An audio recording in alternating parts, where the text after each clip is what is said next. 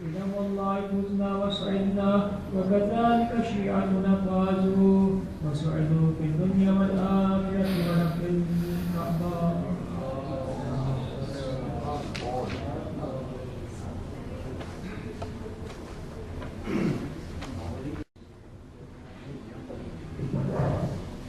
मोमिनीन आप लोगों से गुजारिश है अंदर आके बैठ जाए, इंग्लिश में स्पीच शुरू हो रही है।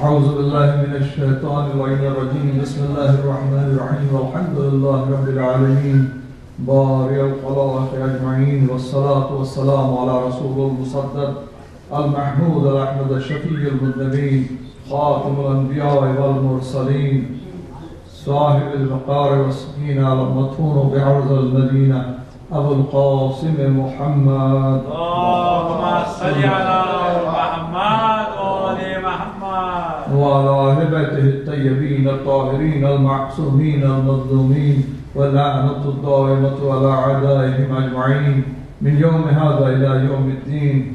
أما بعد فقد قال الله تبارك وتعالى في القرآن المبارك وهو أصدق القائلين بسم الله الرحمن الرحيم فاسألوا أهل الذكر إن كنتم لا تعلمون. صلوات. اللهم صل على محمد وآل محمد.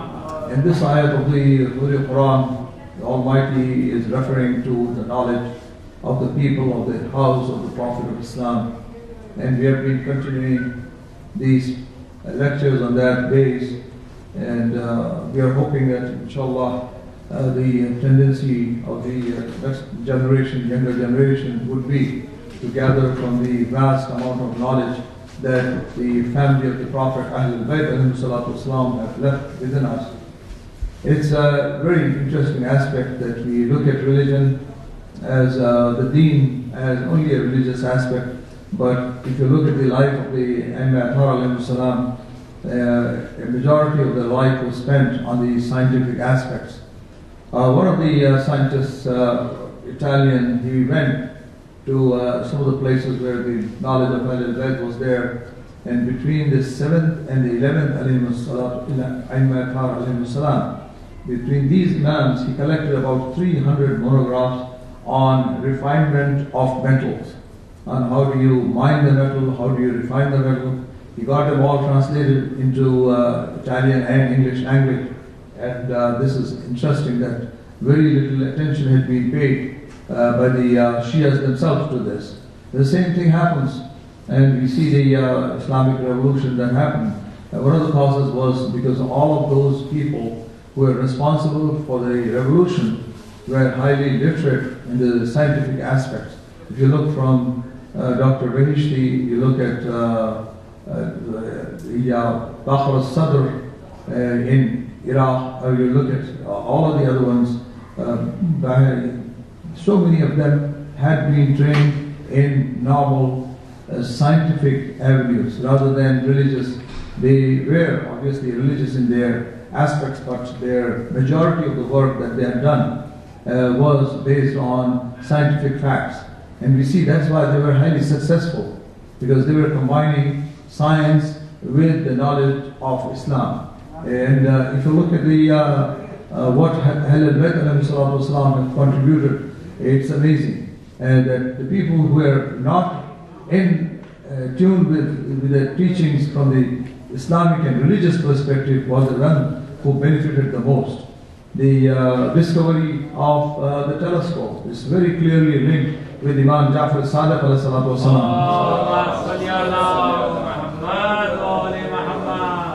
At that time it was commonly believed that when we see things, we see it from the light of our eyes. And that was given credibility because of the fact of a cat. A cat looks in the darkness. So the people assume that the cat has light emanating from the eyes, and that's how they look at things. Imam refuted that. He says, how is that possible? Because when you look at the stars, your light is not reaching there. It is the other way around. Imam says the light is coming from there at such a rate that it reaches you much faster than you can even imagine. And that is the one that you capture. And then the second aspect of his guidance on that was that if you catch all the rays of light that are there and bring them closer, it will be as if you're looking at a thing which is 3,000 ziras or 3,000 cubits yards at 6 yards. So the Imam said that in one of his ahadith, and this was picked up by the later generation in Europe, and based on that they devised a method to capture all the light that is coming, and that's why the telescope came into being. And one of the first speeches that was given by the inventor included this sentence of the Imam al-Islam, except that he converted the ziras into feet. He says if something is 3,000 feet away, if you can bring all the rays closer, it will be like 6 feet. So he's using the same terminology. If you look at Harvard, they have sayings of Imam Jafar Sadiq alayhi salatu wasalam. And Cornell University, the coming and being of the John Cornell University was the same. That one of the times our Imam had mentioned that the baby should be on the left side of the mother. And they all wondered why the Imam has said that. Because it says they tried to find out and they started to investigate on that basis, and then it came to the level that they sent people out to different parts in the different museum and different places, and then we found that all the statues that they had, if there's a baby, the baby is always on the left side of the mother. And the Imam has said that. So these people, they thought maybe the mother takes the turn on the right hand side, maybe the mother would harm the baby. But then when we found that out, that the aspect that the Imam was mentioning is that the heart is on the left side of the mother and the baby feels comfort on the left side. So John Cornell started this work, and then he says, let's do some experiments. And some of the experiments were designed based on the fact that Imam Jafar Sadiq alayhi salatu wasalam has mentioned. They took a lot of babies and then they put them together in a place where they had no sound at all and made them, obviously they were raising them in that area. And some of the small infants they took in a place where there was a heartbeat of the mother going on. So the heartbeat was, the pounding heartbeat was there, and they looked at the babies and their growth. And the third one, they did have the heartbeat but at a higher rate, rather than usual normal, abnormal rate. And then they looked at the growth of the babies. They found that the babies who had been raised in the place where the heart rate was normal was the highest. And those who were without any sound or with heart beat at a higher rate were not developing the same way. And that's where they looked at another hadith that is said by the Imam that when the mother is carrying the baby, Allah subhanahu wa ta'ala protects the mother from so many diseases, so that the mother does not get sick, because the sickness will come to the baby too. So in a way, the baby is the one who protects the mother from diseases. And that's why they do not get sick. If they had gotten sick and their heartbeat had changed, it would affect the baby also.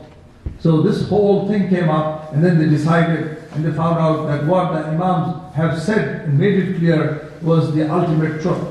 And they wondered that something which was told 1250 years ago is so true in this age. And the effect of that was that there are a lot of changes that came about in medicine based on this fact that the mother protects the baby. And that's why what they're doing now, they use the placenta. When the baby is born, they use the placenta, and they're using in curing cancer and other diseases. Physically and personally, here we have an example of a woman who was carrying a baby, and she had cancer. And she came around and she said, what should I do? Should I take the chemotherapy, which would harm the baby or not? So I said, personally, it's your own decision. But from the Imams alayhi salam, you will be protected. And she chose not to take take the medicine, and she was cured of the cancer also. And now, alhamdulillah, the baby is about to become a child, 13, 11 years old, by the grace of Allah subhanahu wa ta'ala. She was cured of the disease just because of the baby. And it's very sad that the placenta, because of these characteristics, there's a whole article in Scientific American, they say the cannibalism in America. And some of the people now, they take the placenta and they make food out of it. They make dishes out of it and they serve it. And this is a horrible, shameful act. Even those who are cannibal, when they give birth to the babies, they bury the placenta. They do not eat the placenta. But here, some people are of such horrific nature that they are eating the placenta at this time. They bring it from the hospital and eat it. And this is a shameful act, because that's where the question comes in. And at one time, Ayatollah Rafsanjani was talking about why abortions are taking place, especially full-term abortion, because the spleen of the baby has something which can be used to make perfume. So they caught people transporting 6,000 to 7,000 placentas and fetuses of half-born babies into trucks in France to make perfume out of it. And this is the inhuman nature. And the reason is because their whole concept of life has changed. And the Prophet of Islam, Hazrat Muhammad Mustafa sallallahu alaihi wasallam, when he was talking about a person who's majnoon, who's mad, the Prophet said, whoever does not believe in the akhirah, in questioning, is the one who is majnoon. Not from your perspective, but from the Islamic perspective. Anyone who does not believe that they will stand up and pay for what they did. And that this concept was very highly illuminated when we look at Hazrat Khambar. When Hajjaj ibn Yusuf called and asked Hazrat Khambar that I want to kill you. What is the manner that you want to be killed? Whether you want to be killed with a sword, you want to be burnt, you want to be boiled in oil, what do you want? What do you want? And Hazrat Khambar turned to Hajjaj and says, do it as the way you would like to be done on the day of judgment. Hajjaj started to tremble. He says, what are you saying? He says, exactly what you do to me today will be done with you on the day of judgment. Because that is the equity and justice of Allah subhanahu wa ta'ala. This is the level of confidence these people have, the followers of Ahlul Bayt. And that is very important today, because we have to tell the truth. I've been mentioning how the problems in all our communities are all over the world. Someone was offering me to travel to my own hometown, Hyderabad, to solve problems between 4 groups. As soon as Muharram starts, the problems begin. They keep a whole table there and start to say, oh, we should not be doing matam, we should not be doing majlis. And these kinds of things are slowly coming. And they are all agents. They are being paid by some ultimate groups, ulterior groups. They want to turn us away from that. And this is a very important thing, that we have to destroy the whole evil concept of fighting and in groups which is existing amongst the communities. And the basis is very simple, because they want to have fake leaders. They want to choose leaders. They want to have a president. They want to have a vice president. They want to have a secretary. And all of them, what they are doing, we know of presidents here in Toronto who are taking money when the work is being done in their places. We have literally 3 days ago, someone told me that they are taking money back from the contractors. They call the contractors, say, you're doing work for 2,000, give me 300 back. Case right here. Someone came here and told me with the name and all the detail. This is what is happening. And now we wonder why they're making things of 20 million, 30 million places when you don't need it. You need a 20,000 square feet building in here, just a few miles away. Just a few miles away, you can get to $2 to $3 million. Why is 20 million going? Where would the 20 million be used? We know a very big community here, very big place here. 30 million was spent. Out of that, they don't know where 10 million is not accounted for. This used to happen in other communities. We knew of Jewish communities where they would contribute a $50,000 chandelier. This case came in the tax department. 50,000 chandelier they gave, and he got the receipt for $50,000. And now what he does, he goes after 2 months, he says, let's auction, why do you need such a chandelier? For 5,000 he buys it back, brings it in his home. He's claiming from the government from 50,000, 20,000 he's getting back. And he's got the chandelier back in his home. Some of the people, they go and collect the receipts of food from everywhere, every place, and these are Jews that have done it. And then they say, the kosher that I eat, I only eat for religious reasons. Otherwise I eat from anywhere, McDonald's and every place I eat the food. But when I eat kosher, it's for religion. So they use that, and they want to use that as a legal deduction in their taxes as a religious entity, as a religious. And this is what is happening. And I hope this does not trickle in our community, because the community would be at a big loss if that happens. And that's why everyone should be held accountable. It's not easy. It's not easy that they just say that we are, doing things. And this is a problem that we face. And that's why, as I said, we spend millions of dollars, making buildings. We do not spend even $1,000 to publish a book by Imam Jafar Sadiq alayhi salatu wasalam.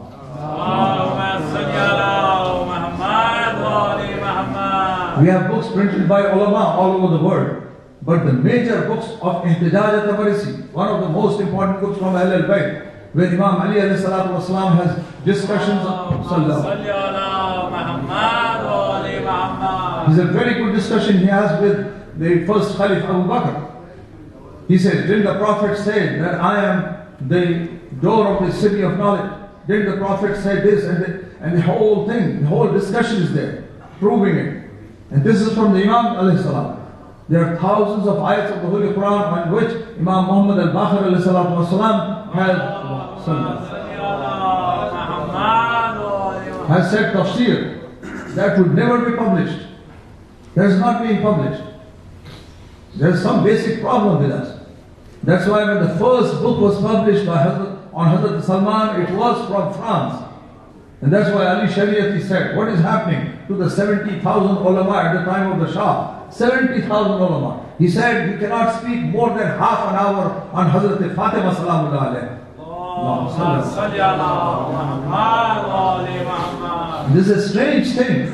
We talk about Imam Hussain alayhi salam, but I don't think 90% of the scholars sitting on the mimbar can say anything about him for more than an hour. They can describe all that happened on the day of Ashoor-e maybe.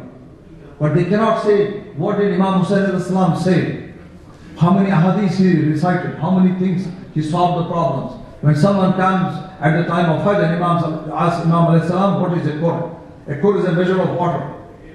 And then that measure of water has to be there if you want to do ghusl, if you want to do tartibi, we do that every time. Tartibi, you do it put the water on the hand, on the right hand side, on the left hand side. But when you do irtimasi, you dip. And when you dip, you have to have the qur of water. So someone came and asked, the Imam Haji came and asked, how much is a qur? They heard Imam alayhi salatu wasalam, he replied, it is seven rattle. And another measure. And someone else came and asked. And he said a different measure. Higher than that, 12 maybe.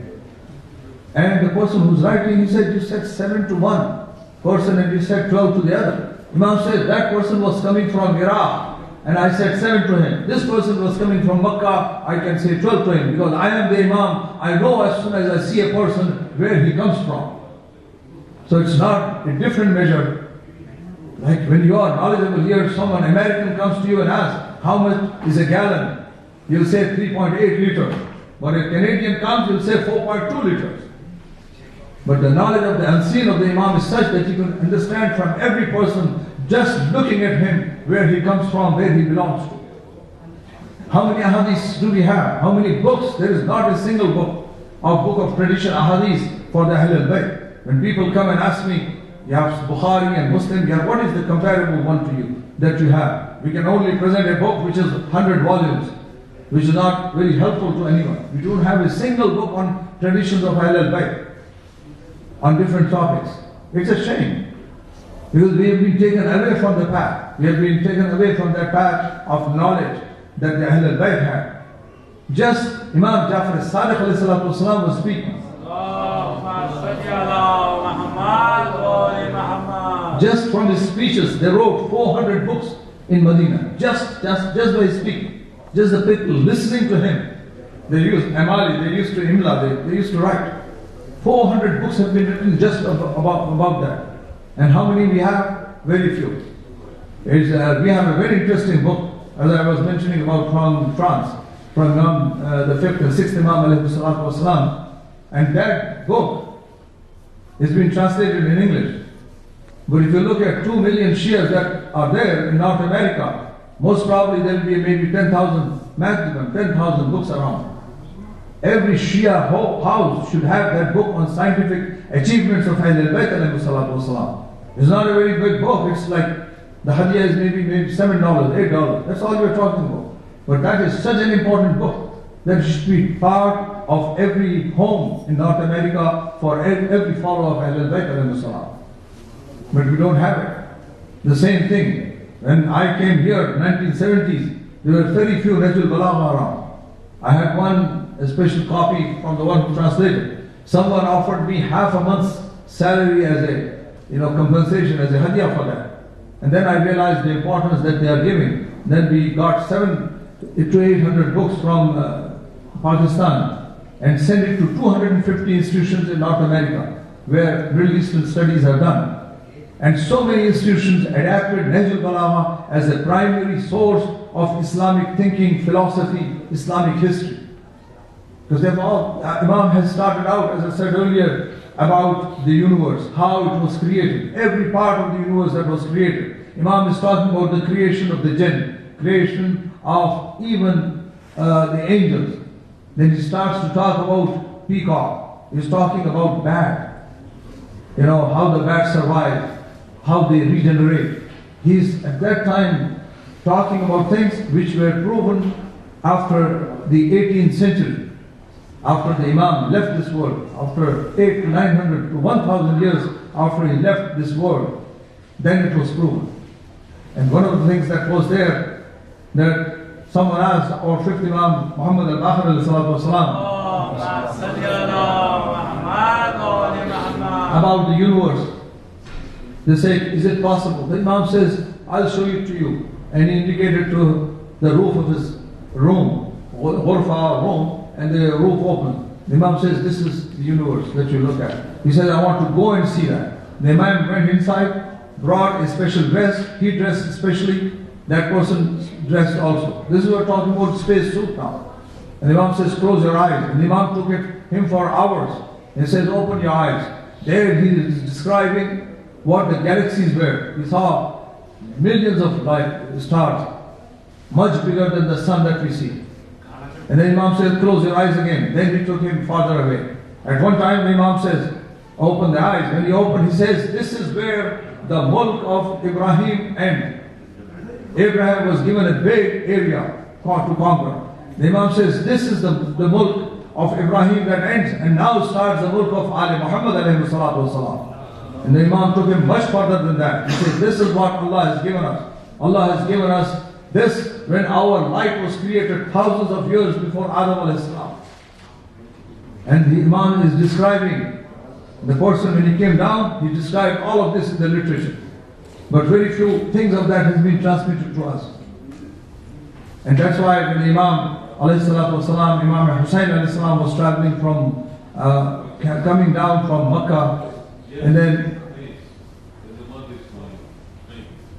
and we see these things happening very clearly in our life. That how much do we know? How many khutbahs have been given by Imam Hussain alayhi salam? Just 80 sermons that he has given on every aspect of life when he was traveling. He did not get the people just say, let's go to Karbala. He was preparing them mentally.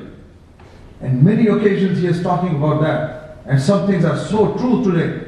Imam, one time he was looking and saying, when we are walking today, Imam says, you don't know how many diseases you are carrying.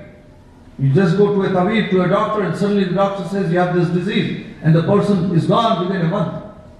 Imam says, we don't even know how many diseases we are carrying when we are moving around. We should be thankful to Allah subhanahu wa ta'ala that He has given us long life and health. And the thank to Him is through prayers and through fasting.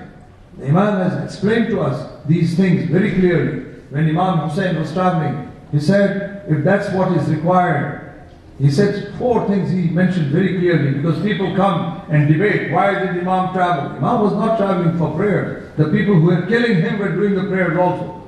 Imam was not traveling and giving his life for fasting. fasting was done by the people who came to kill him. Imam was not traveling to make them read the Quran. The Quran was being read when they were trying to kill Imam al-Islam. So Imam says the first thing is Amr bil Maruf and Nahi anil Munkar. To remind the people of truth and to enjoin truth and to forbid evil. That is one of the first things that I am doing. And the second thing he said, after that I am traveling to implement the sunnah of my prophet, my Jad, who is the prophet, and the sunnah of my father.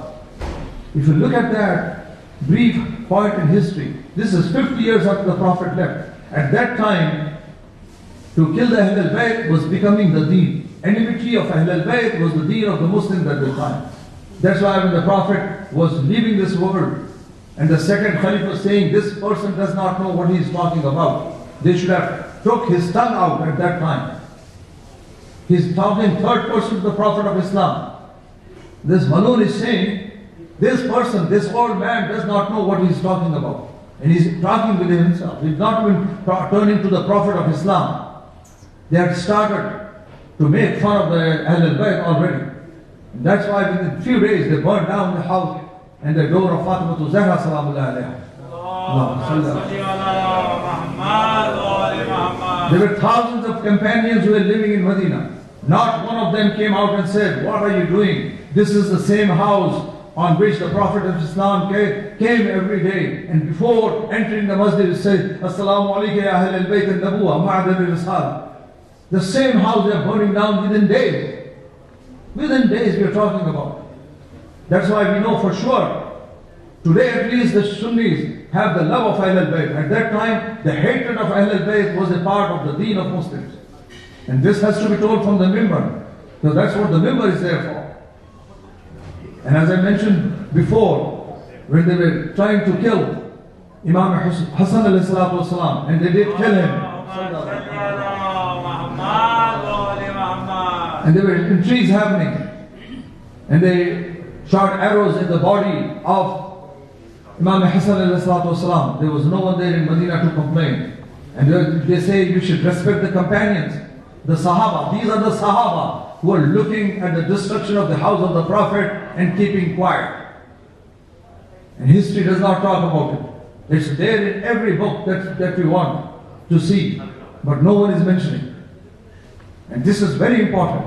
That's why when they were trying to kill the house of the Prophet, Imam Hussain al-Islam prepared in the best possible manner. He brought everyone with him. He brought his closest relative. And today we'll talk about Aun and Muhammad, who are the sons of Hazrat Zainab salamullah alayha. Hazrat Zainab was preparing them. He's saying, on the day of Ashoor-e, on the night of Ashoor-e, she was telling her two sons, Aun and Muhammad, a time will come that you'll have to sacrifice yourself for your uncle. And Imam Hussain alayhi salatu wasalam says he is in very difficult circumstances. There is no one to help him. The whole world has turned against Imam Hussain. Says they want to kill Imam Hussain and you are the ones who would say. And Aun Muhammad said, yes, we will do that. And the whole night went that way. And when the morning came, time and again Aun Muhammad came to Imam Hussain and says, give us permission so that we can go and fight and lay our life. When they were leaving for the last time, Hazrat Zainab salamullah alayha said, oh Muhammad, you are very small. You are coming from the family of Ali ibn Abi Talib. I know you are brave, but if you go to Farhat, make sure that you do not drink a drop of water, because Ali Asghar and Sakina is there without any water for 3 days. And said, oh Muhammad, you should not even try to go. If you want, you can go and kill Umar ibn Sa'd. And then Aun Muhammad started, they went deep into the territory. They were going through the place where Umar ibn Sa'd was hiding in the tent. At that moment they called Imam Hussain and Hazrat Abbas. They said, we are leaving this world, please come and help. At that moment when they arrived, Hazrat Imam Hussain arrived with Abbas, and we saw Aun Muhammad on the ground. They were the last moments. The first thing they asked Imam Hussain and Abbas alayhi salam, do you see that our faces are facing the Farhat? They said, no. They said, go and tell our mother that we were not even going towards Farhat. And when we died, we left in a way that we are not facing Farhat. Imam Hussain alayhi salam took the bodies of Aun and Muhammad. They brought it in the tent of Zainab salamullah alayha. And Hazrat Zainab went into the middle of the two bodies. She kept her hand and went in sajda and said, oh Allah, we are offering the best to you. Aun and Muhammad have been sacrificed. Oh Allah, accept this sacrifice from the family of Ali Muhammad. We have given the best possible way. But oh Allah, save Hussain from the misery. Save the head of Hussain, which is to be slaughtered in a few moments. At that moment, Fizza comes and takes Zainab away. Oh Imam Hussain says, oh Zainab, your sons have given life for me, and Allah will reward you. And Fatima Zahra, Salamullahi alayha, will accept the gift that we are sending at this point in time. Say, Oh Allah, accept this worship from us. Allah subhanahu wa ta'ala, give us the understanding of the Quran and Ahlul Bayt. Oh Allah subhanahu wa ta'ala, our next generations, keep them on the path of Muhammad and Ali Muhammad alayhi salatu wassalam. Oh Allah, hasten the appearance of Imam Mahdi after the Zaman alayhi salatu wassalam. Wa akhiru da'wana alhamdulillahi rabbil alameen. Allahumma salli ala Muhammad wa ali Muhammad.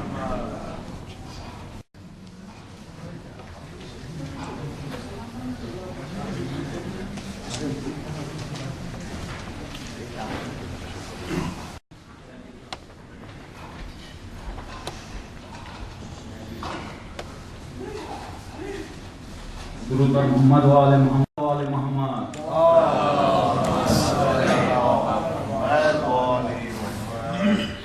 فدا ہوں اس پر سلامی ہے جس کا نام حسین. میرا موئی میرا آقا میرا امام. میرا موئی میرا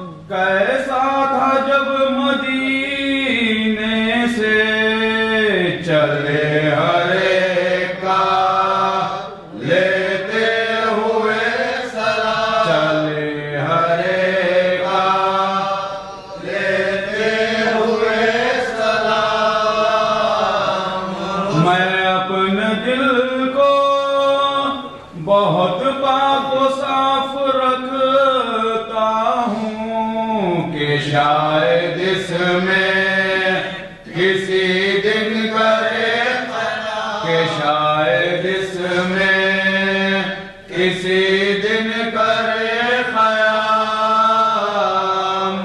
حسین. فدا مصطفیٰ صلوات بر محمد.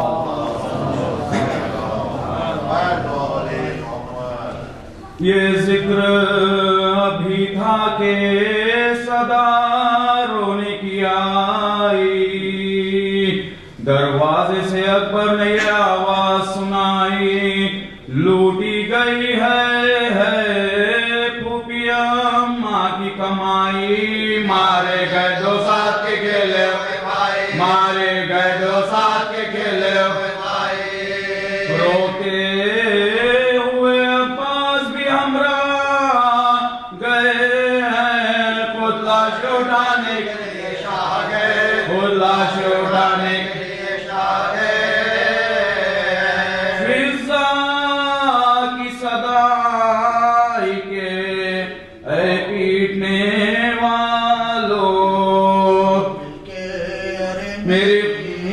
कुज़ादी को संभालो, रोती है किधर बानो आलम को बुला लो, लूटा गया घर खाके अज़ाब, लूटा गया घर खाके अज़ाब, मक्तल से हुसैन इब्न अली लाते हैं लाशे, सैदानियों दौड़े पे चलो आते हैं, सैदानियों पे दौड़े पे चलो आते हैं,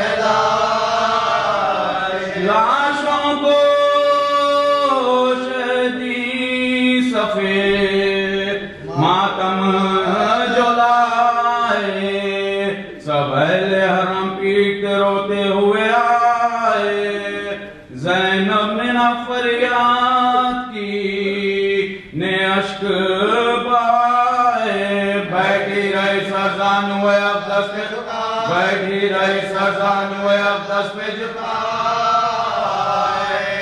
लबोश थे मुँह फक्त मिजाजों से तरती, ने अपने न भाई की न लाशों की खबर, ने अपने न भाई की न लाशों की खबर,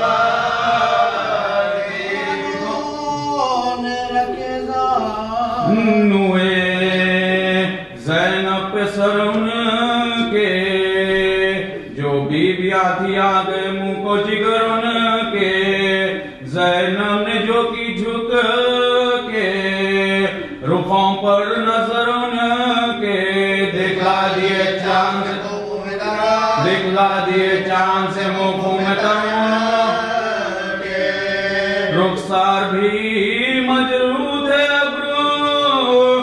कटे थे, शाने भी जुदा चांद से बाजू भी कटे, शाने भी जुदा चांद से बाजू भी कटे, मुँह छातियों पर रख के वो नाशाद पुकारी, आराम में हो या है बशी प्यास तारी, होता है बयां शौकतो हिम्मत का तुम्हारी, तस्लीम करो क़िबला कौन है तुम्हारी, तस्लीम करो क़िबला कौन है तुम्हारी, समझी मैं के पास ये बेदार ये शब का, क्या रो ये तरीक़ा नहीं अरबाब, क्या रो ये तरीक़ा नहीं अरबाब,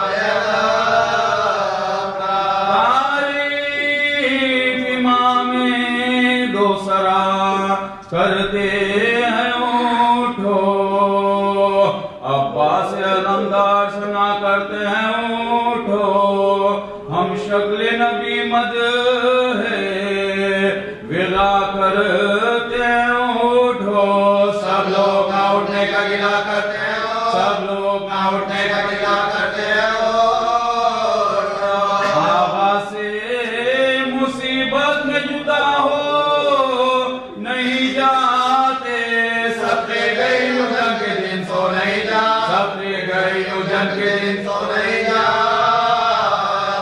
तुम तो कभी यूं रात को गाफिल नहीं सोए, पानी नहीं किस तरह ये माँ चेहरों को धोए, अब तुम ना मिलोगे जो कोई जान भी खोए, किस्मत में ये लिखा था कि मादर तुम्हें रो, किस्मत में ये लिखा था कि मादर तुम्हें रो,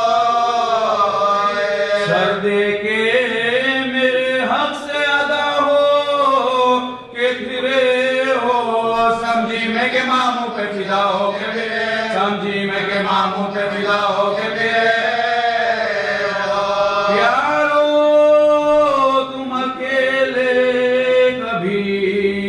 निकले नहीं घर से, रास्ते से न वाकिफ न सौबात सफर से, राहें वो के खाली नहीं जो खौफो खतर से, जो खासे बारी उतराते हैं, जो खासे बारी उतराते हैं, इस खौफ से रातों को ना सोते थे मोहम्मद, जब मौत गिरा جب موت کا ذکر آتا تو ہے وہی رستا تمہیں درپیش پیارو، تم مرد ہو جرارو ہمت کو نارو، اب آنکھوں سے چھپ جاؤ گے اے عشق کے تارو، بچے مجھے منزل کا بتا دے کے ستارو، بچوں مجھے منزل کا بتا دے کے ستارو، ویرانے میں یا گلشن ہستی میں رہو گے، تم آج کی شب کون سی بستی میں رہو، تم آج کی شب کون سی بستی میں رہو گے، تاریکی میں واری تمہیں نیند آئے گی کیوں کر، شب ہوگی تو بچوں کو یہ ماں پائے گی کیوں کر، مادر دل بیتاب کو سمجھائے گی کیوں کر، وہاں تک میرے رونے کی صدا جائے گی کیوں، وہاں تک میرے رونے کی صدا جائے گی کیوں کر، نکلوں جو تجسس میں تو بھیجا نہیں واری، ماں ہوں میرا پتھر کا کلیجہ نہیں واری، ماں ہوں میرا پتھر کا کلیجہ نہیں واری، مقتل میں خیام آج کہاں ہوگا بتا دو، ماں سخت مقام آج کہاں ہوگا بتا دو، دن تم کو تمام آج کہاں ہوگا بتا دو، بستر سر شام آج کہاں ہوگا بتا دو، بستر سر شام آج کہاں ہوگا بتا دو، ہموار زمین شب کے بچھونے کو ملے گی، کیسی ہے جگہ جو تمہیں سونے کو ملے، کیسی ہے جگہ جو تمہیں سونے کو ملے، ہمراہ نہ تکیے ہے نا راحت کا بچھونا، دو بھائی ہو تم ایک جگہ رات کو سونا، معلوم ہے چھوٹے کا تمہیں چونک کے رونا، سکتے گئے غافل میرے بچے سے نہ ہو، سکتے گئے غافل میرے بچے سے نہ ہو، بے ماں کے سہرونے میں ہو جا تیتی اس کو، پہلو میرا ملتا تو نیند آتی کیوں، پہلو میرا ملتا تھا تو نیند آتی کیوں، ٹکڑے تھک لے جائے بیاں درد کے سن کر، ایک حشر تھا سیدانیہ جب پیٹتی تھی سر، بانوں نے کہا قبلے کونین سے اٹھ کر، مر جائے گی ماں لاشوں کو لے جائے گی ماں، مر جائے گی ماں لاشوں کو لے جائے گی ماں، فرزندوں کا غم خالق عالم نہ دکھائے، اللہ کسی ماں کو یہ ماتم نہ دکھائے، اللہ کسی ماں کو یہ ماتم نہ دکھائے،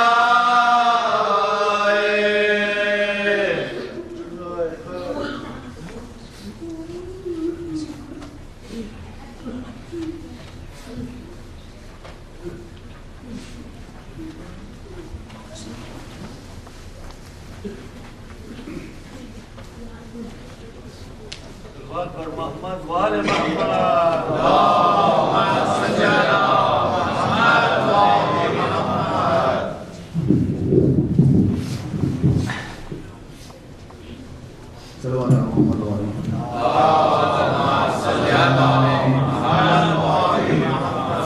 امت پہ پسر اپنے فدا کرتی ہے زینب، سینے سے دل و جاں کو جدا کرتی ہے زینب، چھٹتے ہیں پسا شکر خدا کرتی ہے زینب، جو صبر کا حق ہے وہ ادا کرتی ہے زینب جو صبر کا حق ہے وہ ادا کرتی ہے زینب گھوڑوں پر جو وہ دونوں پرارمان چڑھے ہیں ماں کہتی ہے بیٹے میرے پروان چڑھے ہیں ماں کہتی ہے بیٹے میرے پروان چڑھے ہیں شہ کہتے ہیں ہمشی یہ کیا کرتی ہے دیکھو اکبر کو میرے بھیجو انہیں رن میں نہ بھیجو وہ کہتی ہے صدقے گئی تم اس میں نہ بولو زینب نے اسی دن کے لیے پالا بھائی زینب نے اسی دن کے لیے پالا بھائی تم تو انہیں رن میں نہیں بھجواتے ہو بھائی پھر کس لیے ہم سے شرماتے ہو بھائی پھر کس لیے ہم سے شرماتے ہو بھائی بھجوانے کا اکبر کہ نہ تم نام لو بھیا اکبر کی بلا ان کو لگے وہ رہے جیتا اول تو وہ ہم شکل نبی حسن میں یکتا اور دوسرے زینب کو ہے چہرے کی تمنا اور دوسرے زینب کو ہے چہرے کی تمنا آسان مجھے بیٹوں کا داغ شہیدی ہے ان میں کوئی 18 برس کا تو نہیں ہے ان میں کوئی 18 برس کا تو نہیں ہے لشکر کی صفے چیر کے دریا پہ چلے آئے لہراتے ہوئے دیکھے پانی کو کہا کیوں مشق سکینہ کی نہ کاندھے پہ اٹھا لا کس سے کہے جو مشق ہمیں خیمے سے دے جا کس سے کہے جو مشق ہمیں خیمے سے دے جا عاطف نے ندا دی کے اب رنجو قلق ہے سقائے سکینہ کی تو بات کا سقائے سکینہ کی تو بات کا زینب نے در خیمہ سے میدان کو خود دیکھا پایا نہ کہیں بیٹوں کو گھبرائی وہ دکھیا فضا سے کہا بیٹے میرے قید ہوئے کیا وہ بولی کے کچھ سنتی ہو کیا کہنے میں آتا وہ بولی کے کچھ سنتی ہو کیا کہتے ہیں آتا لشکر کی صفے چیر کے 2 روز کے پیاسے دریا پہ گئے ساقی کوثر کے نواسے دریا پہ گئے ساقی کوثر کے نواسے زینب نے کہا کیوں گئے دریا پہ غرض کیا پی لیں گے جو پانی تو غضب اور بھی ہوگا بھائی ہے میرا 3 شب و روز کا پیاسا فضائل آواز ہے جان میں فضائل آواز ہے جان میں ایک بوند بھی پانی کی کرے نوش تو سم ہے ایک دھار میں دودھ کی بخشوں کی قسم ہے ایک دھار میں دودھ کی بخشوں کی قسم ہے در پی لیا پانی تو بس اب گھر میں نہ آئے اب شکل کبھی مجھ کو نہ دکھائے نہ دکھائے اب سر بھی میرے بھائی کی خاطر نہ کٹائے راحت کے حوالے راحت کے حوالے سے صدمے نہ اٹھائے مر جائیں گے تو گود میں لاشوں کو نہ دوں گی ماموں انہیں روئیں گے تو میں رونے نہ دوں گی ماموں انہیں روئیں گے تو میں رونے نہ دوں گی فضا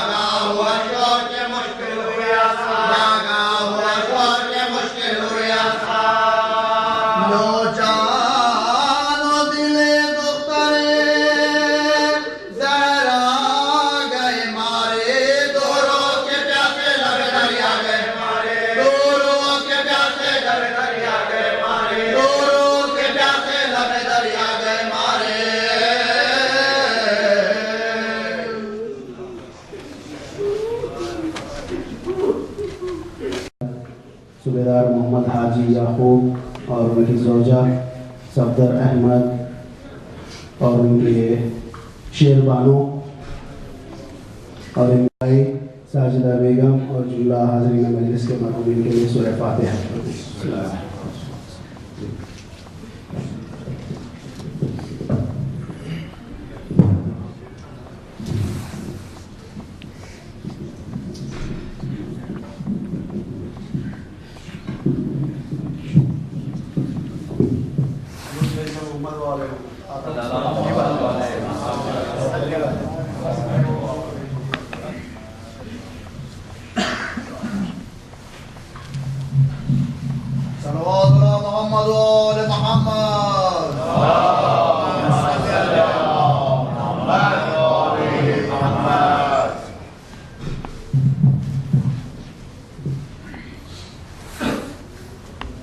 رحم الله من قرأ السورة المباركة الفاتحة.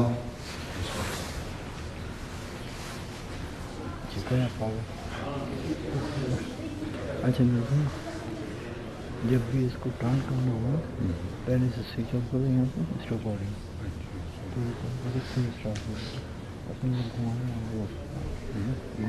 آواز آتی ہے.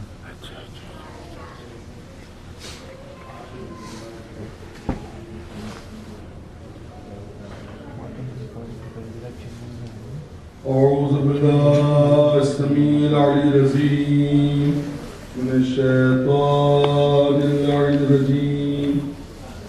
بسم الله الرحمن الرحيم. الحمد لله الذي هدانا لهذا وما كنا لنهتدي لولا أن هدانا الله. لقد جاءت رسل ربنا بالحق. الصلاة والسلام على رسول الثقلين محبوب رب المغربين والمشرقين جد الحسن والحسين أبي القاسم محمد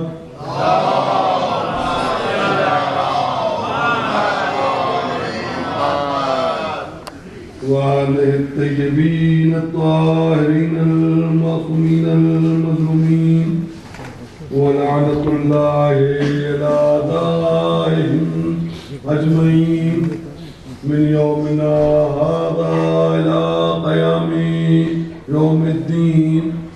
أما بعد فقد قال الله سبحانه تبارك وتعالى في كتابه المجيد والفرقان الحميد. بسم الله الرحمن الرحيم. لن تجد لسنة الله تبديلا.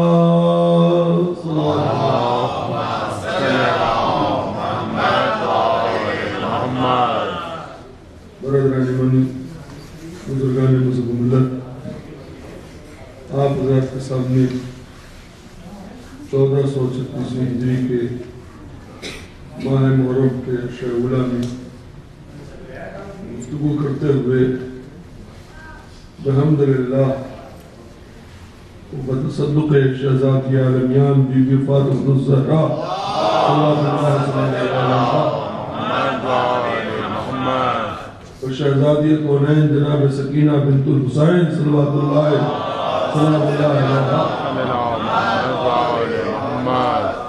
آج یہ 5واں روز ہے، 5ویں گفتگو آپ کے ہدیہ سماعت ہے.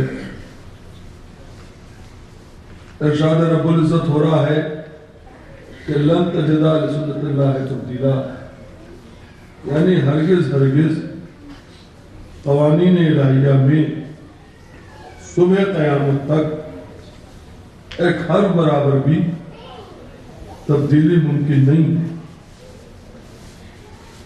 جو واجبات شریعت محمدی ہیں صبح قیامت تک کے واجب رہیں گے، جو مستحبات شریعت محمدی ہیں صبح قیامت تک مستحب رہیں گے، اور یہ سارے واجب و مستحب و عبادتیں ہم کو فروع دین سے حاصل ہوئیں،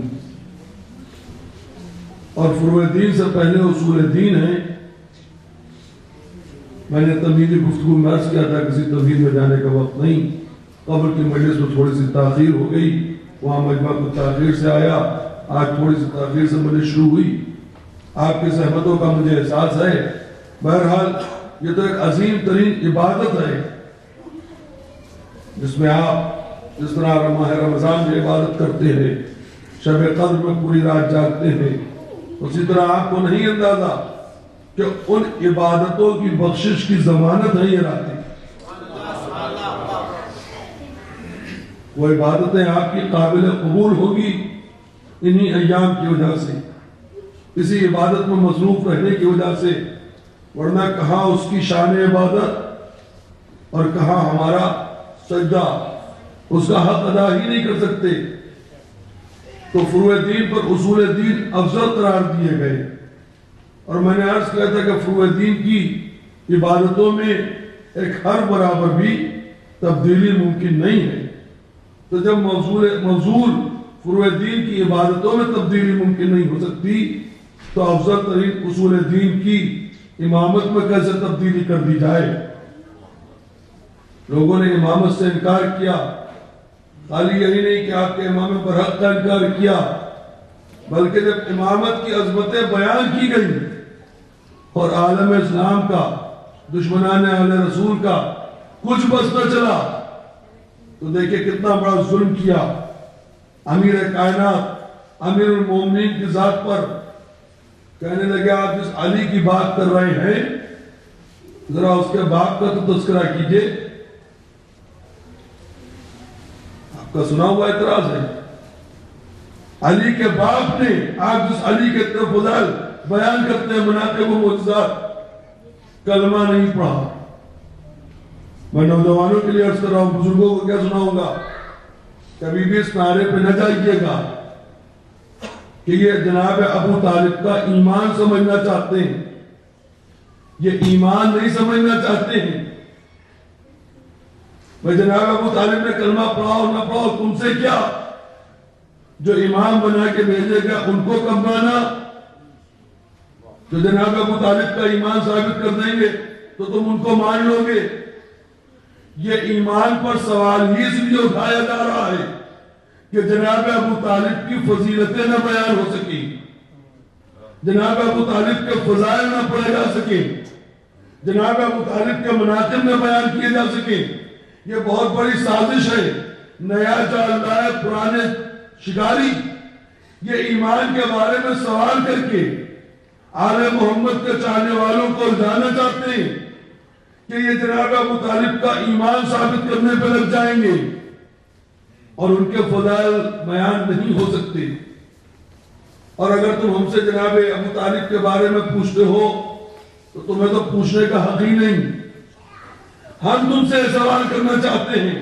بس دو چار مومنین کا انتظار تھا، وہ بھی تمام ہوا، ویسے ہی تاخیر ہو چکی ہے اور آپ کا ذہن آمادہ ہو چکا ہے، 5ویں محرم ہے، یہاں تو میں آغاز اور گفتگو کر رہا ہوں، تم کو ہم سے سوال کرنے کا حق ہی نہیں ہے۔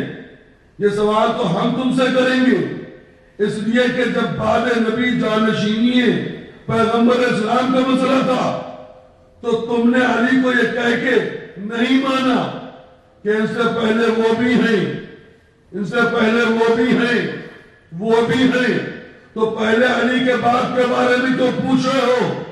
تمہارا دستور یہ ہے کہ جو ان سے پہلے ہیں جب ان کو مانتے ہو تو علی کے باپ کے بارے میں پوچھنے سے پہلے جو علی سے پہلے بنا کے بیٹھائے ذرا ان کی بھی تو فضیلتیں سناؤ، ذرا ان کے بھی تو فضائل بیان کرو، ذرا ان کے بھی ایمان کے بارے میں بتاؤ۔ میں کیا عرض کروں، بہت زیادہ ظلم ہوئے، کلیجہ تپتا ہے، اس لیے جملہ ضرور کہوں گا، سوائے علی کے باپ کے کسی کے باپ کے کائنات میں فضائل نہیں ہے۔ یہ تو میں نے جملہ اس لیے کہا کہ آپ برداشت کر لیں، ورنہ حقیقت تو یہ ہے کہ علی کے باپ کے علاوہ جتنے بھی بعد نبی مسند پہ لائے کے بٹھائے گئے، فضائل کیا ہوں گے؟ بھئی علی کے باپ کے ایمان کے بارے میں سوال کیا؟ ہم ایمان بھی بتائیں گے، فضیلتیں بھی بتائیں گے، مگر اوروں کے بارے میں ان کے ایمان کو بتاؤ۔ ارے ایمان پوچھنے لگیں گے تو ایمان تو بہت دور کی چیز، باپ ہوں گے تو بتائیں گے۔ ایک صلوات پڑھنے تو محمد وآل محمد۔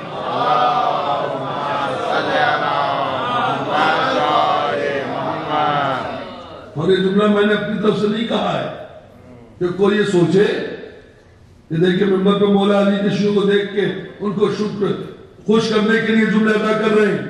اس کی دلیل ہے ہمارے پاس۔ جب گستاخ امام حسن مجتبیٰ سے بے ادبی کرنے لگا تو خود امام نے کہا تو بول رہا ہے، جب تو پیدا ہوا تھا تو تیرے بارے میں 7 آدمیوں میں جھگڑا ہوا تھا۔ ہم بغیر دلیل گفتگو نہیں کرتے۔ سبت اکبر پیغمبر اسلام کا فرمان ہے، انہوں نے حقیقت بیان کی۔ سنیے، اب آپ آمادہ ہو چکے اور یہ جو بے ترتیب بیٹھے ہیں، بہت ہی ریکویسٹ ہے ادب کے ساتھ جزا قریب آ جائیے، کیونکہ یہ فضل ہے، اس لیے گفتگو کا کچھ موضوع نہیں بن رہا ہے اور آپ لوگ بلا فضل کے ماننے والے ہیں۔ فضل کے ساتھ دوری کے ساتھ بیٹھنا اچھا نہیں ہوتا ہے۔ ایک صلوات پڑھتے محمد وآل محمد۔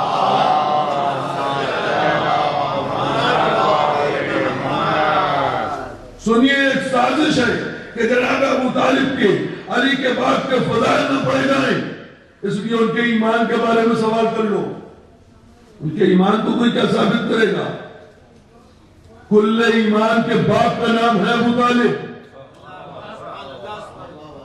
تو ان کے ایمان کے بارے میں کیا بات کرے گا؟ ہم تیری سازش کو پہچان گئے۔ سنیے جناب ابو طالب کی شان کیا ہے۔ خدا کرے محمد اس وقت کو یاد کرو جب ہم نے تمہیں یتیم پایا تو ہم نے تمہاری کفالت کی۔ علماء سے سوال کی کیا ہوا؟ شاید ابو طالب نے، جناب ابو طالب نے کفار محمد کو قتل نہ کر دیں۔ کبھی جعفر کو محمد کے بستر پر لٹایا، کبھی عقیل کو محمد کے بستر پر لٹایا، کبھی طالب کو محمد کے بستر پر لٹایا، کبھی علی کو محمد کے بستر پر لٹایا۔ میں ماضی کی تاریخ جو آپ کی سنی اور روز سناتا ہوں، خالی اس لیے نہیں کہ خالی تاریخ سنی سنانا ہے، نتائج تو پیش کرنے کی کوشش کرتا ہوں گا۔ سنتے ہیں آپ نے غور نہیں کیا کہ جناب ابو طالب نے کیا کیا؟ ایمان کے بارے میں سوال کر رہے ہو؟ اس سے بڑا کوئی شہدائے رسالت ہو تاریخ میں تو لا کے دکھاؤ۔ جناب ابو طالب نے عقیل کو، جعفر کو، طالب کو، مولا علی کو نبی کے بستر پہ نہیں لٹایا، بلکہ اپنی پوری نسل محمد کے اوپر قربان کر دی۔ بیان متوجہ ہوئے کہ نہیں ہوئے؟ جناب ابو طالب نے اپنی پوری ذریت، اپنی پوری نسل محمد پہ قربان کر دی۔ ہو سکتا ہے کوئی ناقابل اندیش کہے جب قتل تو ایک نہیں ہوا، یہ آپ کیسے کہہ رہے ہیں؟ ارے بھائی، جب ابراہیم بغیر اسماعیل پر چھری چلائے ذبیح اللہ کہلائے جا سکتے ہیں؟ وہ اسماعیل ختم تو ہوئے نہیں، ابراہیم کو ذبیح اللہ کیوں کہتے ہو؟ کہ انہوں نے چھری کے نیچے اپنے بیٹے کو لٹا دیا، دمبا آ گیا، چھری اسماعیل کی گردن پہ نہیں چلی، اس کے لیے ابراہیم کیا کرے؟ انہوں نے تو ذبح کر دیا تھا، آنکھوں پہ پٹی باندھ کے، اللہ نے بچا لیا، وہ ذبیح اللہ کہلائیں گے۔ تو ابو طالب نے اپنے چاروں بیٹوں کو محمد کے بستر پر لٹا دیا۔ کافر کی اتنی اوقات نہیں تھی کہ ابو طالب کے لال پر تلوار چلا سکے۔ اس کے لیے ابو طالب کیا کرے؟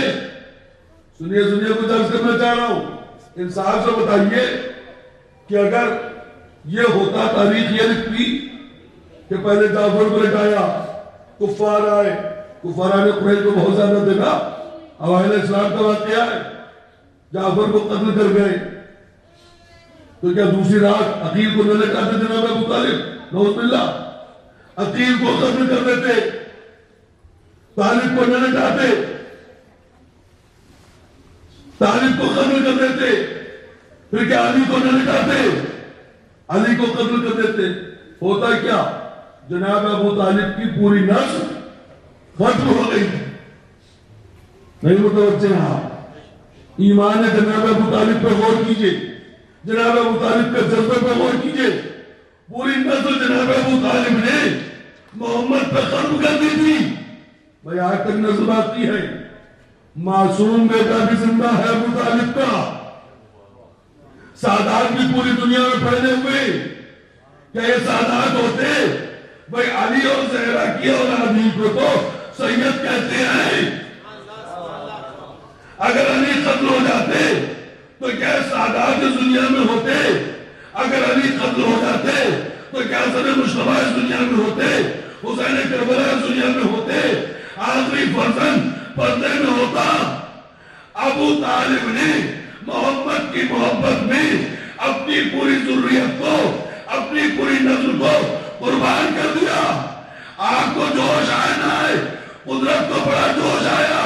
اے ابو طالب، تمہاری یہ شان کہ پوری نسل میرے محمد پر قربان کر دی، تو میں بھی ہر جزا الاحسان الا الاحسان کا مالک ہوں۔ ابو طالب، تم نے میرے محمد پر اپنی پوری نسل اٹھا دی تو نہ صحیح، میں محمد سے کہہ دوں گا کہ اس وقت تک کہ دنیا نہ چھوڑنا جب تک کہ ابو طالب کی ایک ایک اولاد کو محمد نہ کہہ دینا۔ اولون محمد، واوسطون محمد، وآخرون محمد، وکلنا محمد۔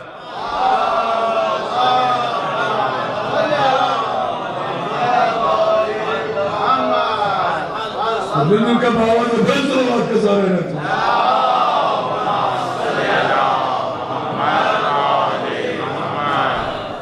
کل کیا کل محمد ہو گئی۔ کہ ابو طالب تمہاری یہ شان کہ تم نے اپنی پوری نسل اٹھا دی، تو میں بھی ہر جزا الاحسان الا الاحسان کا مالک ہوں۔ محمد اس وقت تک کہ دنیا نہ چھوڑنا جب تک کہ ابو طالب کے ایک ایک لال کو محمد نہ کہہ دینا۔ کلنا محمد، ہاتھوں کو جوڑ کے کہوں گا اے پروردگار، کلنا محمد کہلوا دیا، محمد کو یہ بھی حکم دے دے کہ کلنا علی کہہ دے۔ پتہ نہیں آپ سو رہے ہیں جاگ رہے ہیں؟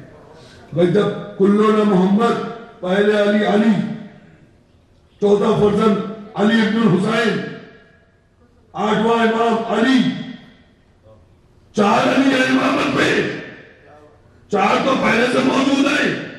جب کلنا محمد ہو سکتے ہیں تو کلنا علی بھی ہو سکتے ہیں۔ عجب نے کتاب قدرت ہے، میدان شوزب ضروری تجھے معلوم نہیں، میں نے محمد کی امت کو ایک علی دیا، وہ تو برداشت نہ ہوا، 12 علی کہاں سے برداشت کر لیتے؟ السلام علیکم محمد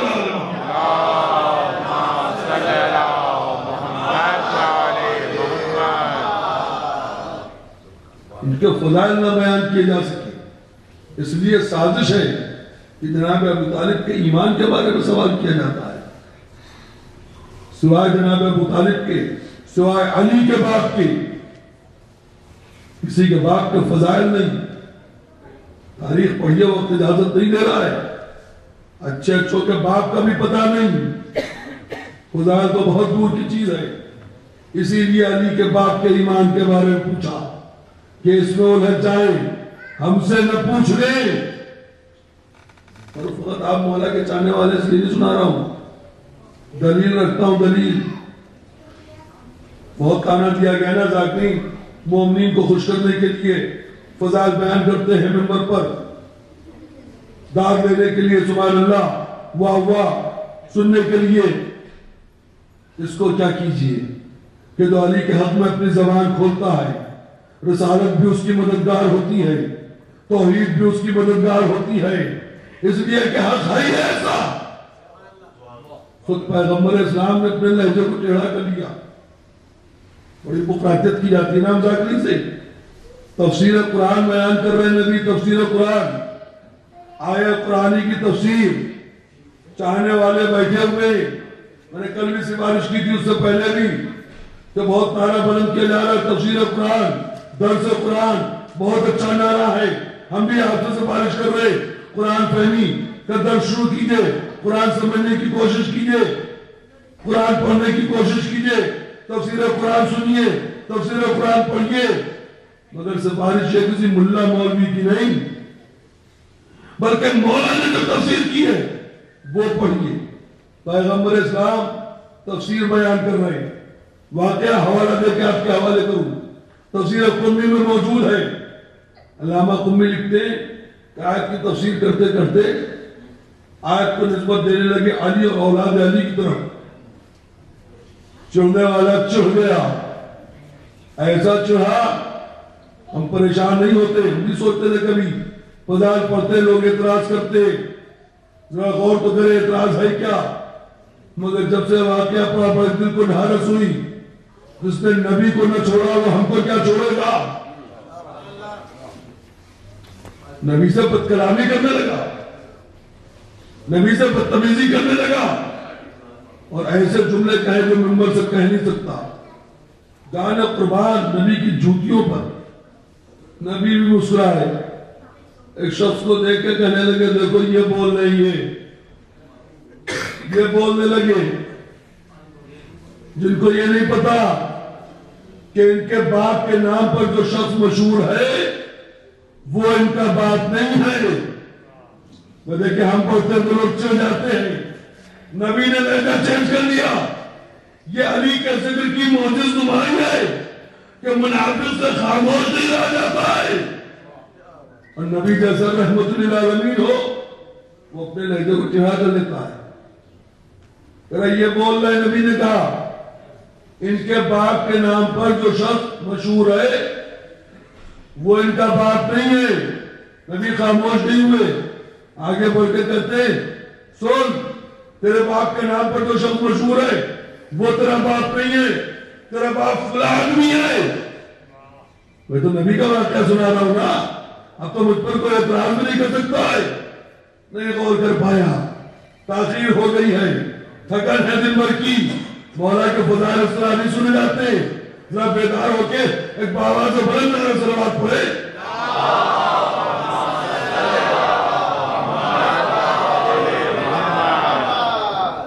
ابھی ایک مجلس پڑھ کے آ رہا ہوں، تھکن اس پر بھی ہے، مگر مولا کے فضائل کا حق ادا کرے، داد دے نہ دے. صلوات ضرور باواز سے بلند پڑھا کرے. صلوات آل محمد پر قرض نہیں ہے بلکہ فرض ہے. مل جل کے باواز سے بلند صلوات پڑھے.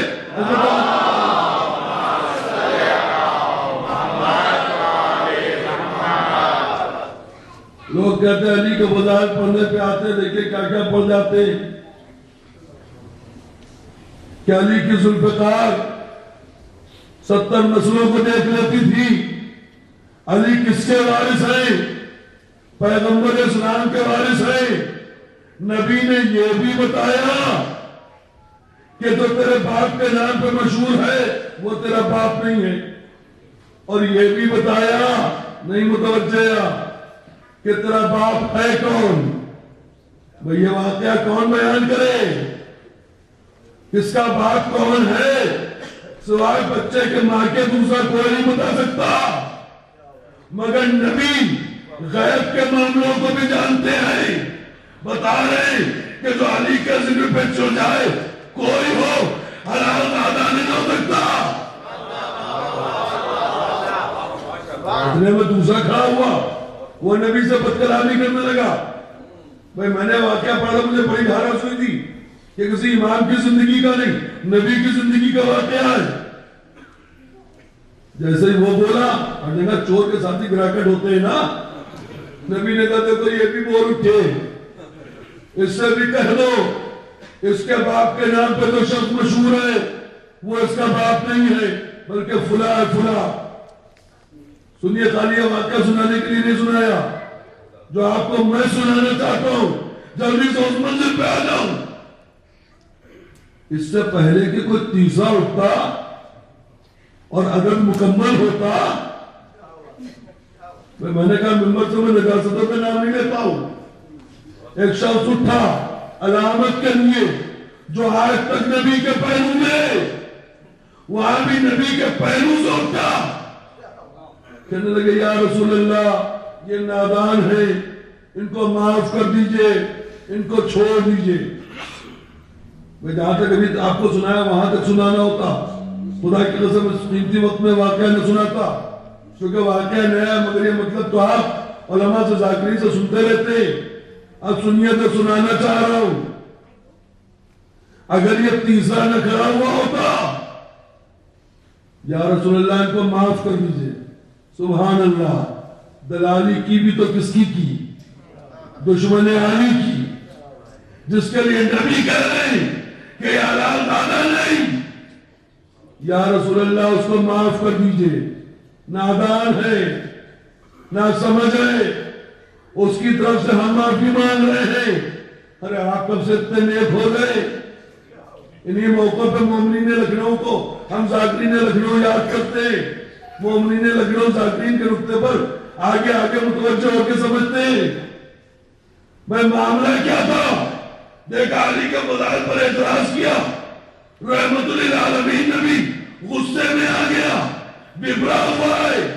بھائی جس کا شجرہ کوئی نہیں جانتا تھا, گزارش کر رہا ہوں, جس کے بارے میں کوئی نہیں جانتا تھا, نبی اس کے بارے میں بتا رہے ہیں, تو پورا عرب ہمارے بارے میں جانتا ہے.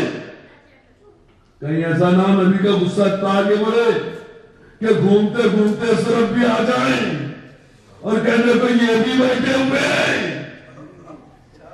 سلوات پڑھ رہے میں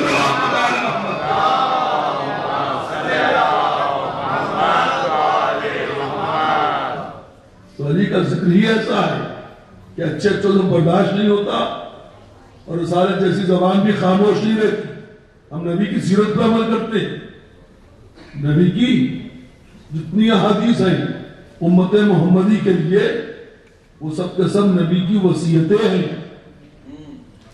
مولانا تشریف فرمائے, تصدیق کروا لیجئے, پیغمبر اسلام جب تک کہ اس دنیا میں رہے جو بھی حکم دیتے رہے, جو بھی حدیث سناتے رہے, وہ ان کی گزارشات تھی, وہ ان کی سفارشات تھی. جب سے نبی اس دنیا سے بشری پیکر کو چھوڑ کے نور حقیقی میں تبدیل ہوئے تو اب یہ نبی کی سفارشات اور گزارشات نہیں ہیں بلکہ اپنی امت کے لیے وصیتیں ہیں. اور وصیت کے لیے حکم یہ ہے کہ مسلمان پر واجب ہے مسلمان کی وصیت پر عمل کرنا, نہ کہ رسول اسلام کی وصیت. نبی کی حدیثوں کو پڑھ پڑھ کے اس پر عمل کیا کیجئے. بات آ گئی تو ایک حدیث سن لیجئے چلنے میں اس کے ذہن میں, اور انشاءاللہ بات تمام ہے. آج تاخیر ہو گئی, کل سے میں بھی جلدی آؤں گا. وہاں کی مجلس میں بھی آج معمول مومنین کوئی تاخیر سے آئے تھے, آپ بھی وقت پہ آئے. مجھے معلوم ہے آپ کی مصروفیات دنیا بہت ہیں, مگر بی بی سیدہ آپ کو اس وقت دعائیں دے رہی ہوں. نبی کی مشہور و معروف حدیث جو اطلب العلم, آپ تو صاحبان علم ہے نا, ایجوکیٹڈ ہیں, اس ملک میں رہ رہے ہیں جہاں تعلیم کا بڑا زور ہے. نبی کہہ رہے اطلب العلم, علم کو طلب کرو. یہ نبی کی خالی حدیث نہیں ہے, آپ کے لیے وصیت ہے.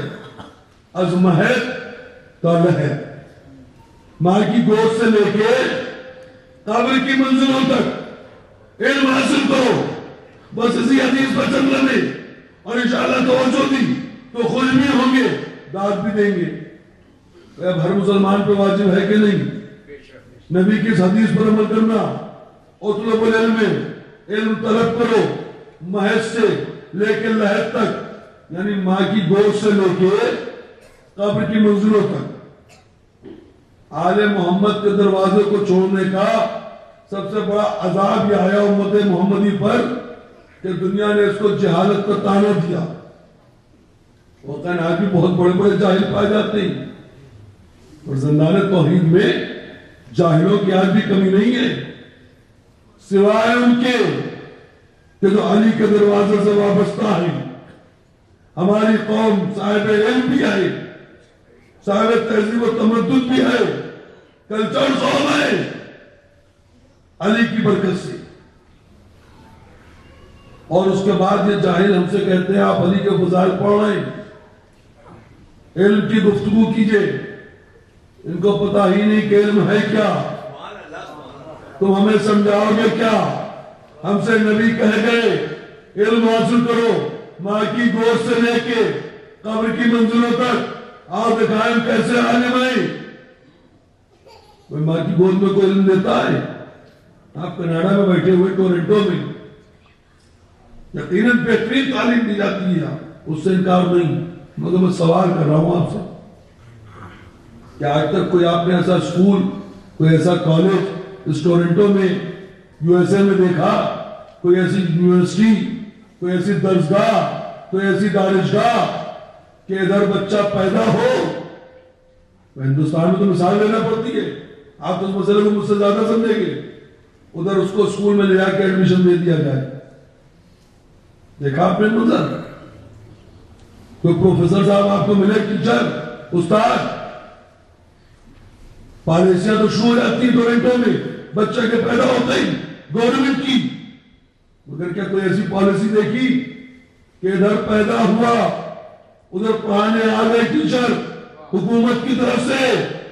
کیسی بے خوفی کی باتیں کر رہے ہیں؟ ابھی اس کا شعور پختہ نہیں ہوا ہے، ابھی اس کی عقل پختہ نہیں ہوئی ہے، یہ ابھی نہ بول سکتا ہے نہ ابھی سن سکتا ہے۔ دیکھو تم کتنی بھی ترقی کر لو مگر اسلام سے کتنا پیچھے ہو۔ نبی کہہ کے ماں کی گود سے علم حاصل کرو، تم نہیں دے سکتے، آپ دکھائیں ہم کہ ہم ماں کی گود میں علم دیتے ہیں۔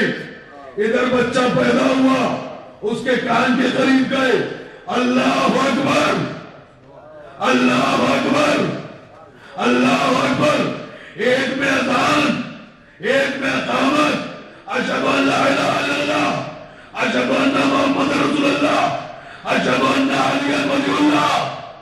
میں سنیے کچھ عرض کر رہا ہوں، لوگ ہم پہ ہنستے ہیں، بھئی ابھی بچہ پیدا ہوا، یہ کان میں اذان دے رہے، ایک میں اقامت دے رہے، یہ اذان نہیں دے رہے، آپ روئے، حدیث رسول کا مسئلہ ہے۔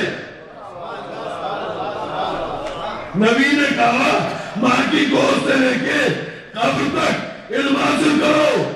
ہم پیدا ہوتے ہی بچے کی کان میں اذان دے کے یہ بتانا چاہ رہے ہیں کہ اللہ سب سے بڑا ہے۔ دنیا کو بڑا نہ سمجھ لینا،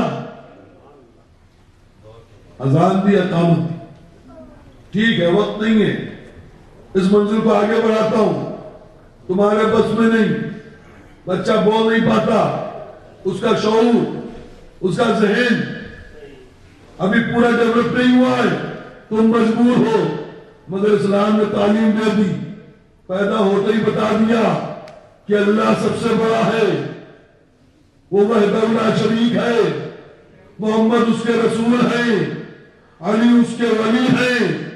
بات آ گئی تو سنتے چلے، اس کے بعد حی علی الصلاۃ، حی علی الفلاح، حی علی خیر العمل۔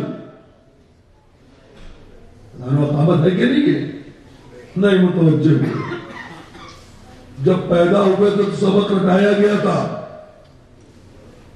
حق کے مقابلے میں حق لایا جا رہا ہے نا۔ بات آگے اس لیے جملہ ضرور کہوں گا، اشہد ان لا الہ الا اللہ، اشہد ان محمد رسول اللہ، اشہد ان علی ولی اللہ، پھر حی علی الصلاۃ۔ نہیں متوجہ ہوئے آپ، یہ بھی تو ہو سکتا تھا اللہ اکبر، حی علی الصلاۃ، اشہد ان محمد رسول اللہ، اشہد ان علی ولی اللہ۔ پتہ نہیں آپ میری بات سمجھ پائیں گے کہ نہیں سمجھ پائیں گے۔ پیدا ہوئے، نبی کی دستور دی ہوئی اذان و اقامت ہے، پیدا ہوتے ہی بتا دیا گیا دیکھو اللہ پہلے ہے، پھر اس کا نبی، پھر علی، پھر نماز۔ اگر علی نہیں تو نماز کام نہیں آئے گی۔ پیدا ہوتے ہی سکھایا گیا تھا، منبر پہ آگے بیٹھے بغراتیت کرنے لگے۔ ایک صلوات کو دیکھو تمام مزار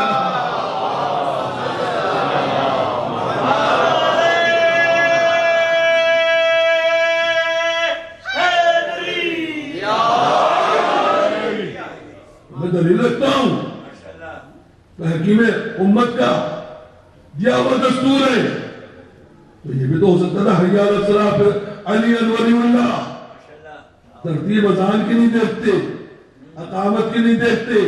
انشاءاللہ وقت آئیں گے کسی نے پڑھوں گا، سوائے علی کا کلمہ پڑھنے والوں کے علاوہ اور کسی کے لیے عبادت ہے ہی نہیں.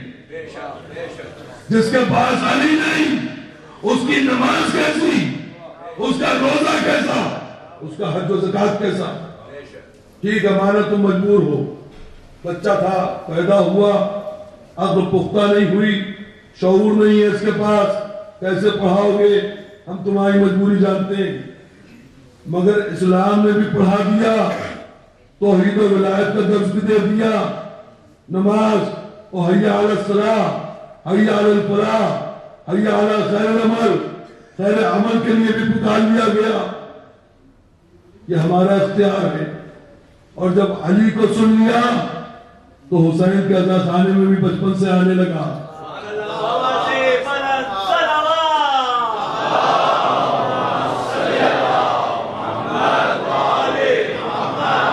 بچہ کچھ نہیں کہہ پا رہا ہے مگر یا حسین یا حسین یا حسین. منزل تھی آپ متوجہ جائے، اس لیے میں نے آج صاحب کو سنایا. اب سنیے جو عرض کرنا چاہتا ہوں، جس کے لیے نبی کی حدیث سنائی آپ کو. ٹھیک ہے مانا مجبور تھے تم، لاکھ دنیا نے ترقی کی ہو، ٹورنٹو میں بیٹھا ہوا مجلس پڑھ رہا ہوں، بہترین تعلیم، انکار نہیں اس سے، بہترین ترقیاں، نئے نئے انکشافات، ریسرچز، مگر پیدا ہوئے بچوں کو نہیں پڑھا سکتے. نبی نے کہا ماں کی گود سے لے کے قبر کی منزل تک علم حاصل کرو. تمہیں پیدا ہوا نہیں پڑھا پائے. ہر سن و سال کے بچے اور جوان اور بزرگ جاتے ہیں، مگر جو ایوریج ہے وہ ہمارے ہندوستان میں، آپ کے یہاں کا مجھے نہیں پتا، 70 سال 75 سال، پہلے 100-150 سال ہوا کرتا تھا. ملاوٹ کا زمانہ ہے نا. جب دنیا کی غذا میں ملاوٹ ہے تو اب ایمان میں بھی ملاوٹ کی جا رہی ہے. علی کے منبروں سے بیٹھ کے ملاوٹ کی جا رہی ہے. اپنی ذمہ داری کو بھی پہچانیے. ایسے لوگوں کو اجازت نہ دیا کیجیے جو آل رسول کے غدیر کے منبر پہ بیٹھ کے غدیر کے مولا کے خلاف گفتگو کر کے جائے. آپ کی بھی روزے معیشت جواب دے ہی جائے. دنیا چند روزہ ہے، اس بحث میں نہ پڑھا کیجیے وہ ذاکر یہ پڑھ کے گیا، وہ یہ پڑھ رہا ہے. اپنی ڈیوٹی کو پہچانیے. آپ کی بھی کوئی ڈیوٹی ہے. عکس و ناقص کو ممبر پہ نہ دیا کیجیے. ممبر حق ہے، علی کا تذکرہ حق ہے، اس کا علم حق ہے. جو علی کے حق میں بولے، جو علی کا حق نہ بیان کرے، کچھ بیان کرے، وہ حق نہیں ہو سکتا. تم نہیں پڑھا سکے. مرنے والا 70 سال 75 سال 80 سال، کوئی جوان بھی مرتے، بچے بھی مرتے، مگر ایوریج یہ ہے کہ بزرگ ہمارے ہندوستان میں 60 65 70 سال کے لوگ مرتے ہیں. مرنے والا کوئی ڈاکٹر ہے، کوئی انجینئر ہے، کوئی کسی بڑی یونیورسٹی کا پروفیسر ہے، کوئی مولوی ہے، کوئی انٹلیکچوئلز میں سے ہے. اب یہ قبر میں لے جا کے لٹایا گیا ہے. کوئی پروفیسر تمہارے پاس، نبی کہہ کے گئے کہ ماں کی گود سے لے کے قبر کی منزلوں تک علم حاصل کرو. پڑھاتے ہو تم. میں نے اس کے نبی کی وصیت ہے، ہر مسلمان پہ واجب ہے. کوئی ہے پروفیسر صاحب جو قبر میں بیٹھ کے پڑھائے؟ کوئی کالج کوئی یونیورسٹی ہے، کوئی ٹیچر ہے؟ کوئی نہیں. سنیے سنیے، جو جانتے وہ جانتے، جو نہیں جانتے وہ تصدیق کر لیں. مولانا فرحت موسی صاحب تشریف فرمائے کہ جہاں علی کی ولایت کی گواہی نہیں دی جاتی ہے وہاں مردے کو نہلایا جاتا ہے، کافورا جاتا ہے، کفنایا جاتا ہے، دفنایا جاتا ہے، مگر تلقین نہیں پڑھائی جاتی. جہاں علی کی ولایت کی گواہی نہیں دی جاتی ہے وہاں تلقین نہیں پڑھائی جاتی. ایک شخص قبر میں اترا، قینچی نما ہاتھ بنائے، شانوں کو ہلایا، کہا اسماء فم اسماء فم اسماء فم. مطلب سن اور سمجھ، سن اور سمجھ. کیا سنایا گیا؟ وہی سبق جو پہلے دن سنایا گیا تھا. ہم متوجہ ہیں کہ نہیں؟ وہی دہرایا جا رہا ہے. تیرا خدا کون؟ وہ وحدہ لا شریک. تیرا دین کیا؟ اسلام. تیری کتاب کیا؟ قرآن. تیرے اما اسناشر دیجیے اچھے اچھے چھوڑ گئے، قبرستان میں آئے، کہنے لگے ان شیعوں کو دیکھیے، ان کی دیوانگی کو دیکھیے، قبر میں مردے کے شانے آ رہے. کہہ رہے سنو سمجھ. مردے بھی کہیں سنتے ہیں، مردے بھی کہیں سمجھتے ہیں. ان کو کیا ہو گیا ہے؟ ہم کو کچھ نہیں ہوا بھائی. آپ روئے، حدیث رسول کا مسئلہ ہے بھائی. نبی نے کہا کہ نہیں ماں کی گود سے لے کے قبر کی منزلوں تک اگر تلقین نہ پڑھائی جائے تو ظاہری طور پر کیسے ثابت ہوگا؟ آپ کوئی ٹیچر بھیج دیجیے. ارے اور کی کیا بات کرے؟ کسی ملا مولوی سے کہیے مولوی صاحب سے آپ جائیے قبر میں بیٹھ کے پڑھائیے، نبی کی حدیث ہے. جواب پہلے ہی آ گیا. الحمدللہ ہمارے مزاج کے مومنین یہاں بھی موجود ہیں. وہ کہہ رہے بھاگ جائے گا. مجھ سے سنیے. ارے کم وقت اپنی قبر میں تو جانے کو تیار نہیں، دوسرے کی قبر میں کیا جائے گا؟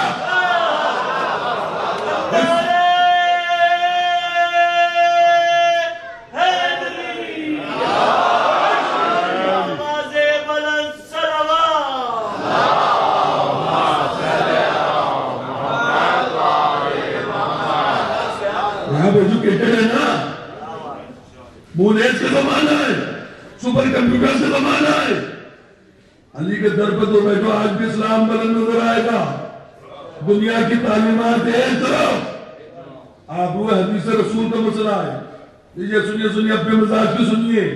اسی کو سنانے کے لیے اتنی دیر آپ کو ستایا. قبر میں جیسے ہی ہم نے تلقین پڑھی، مذاق نے شروع کیا.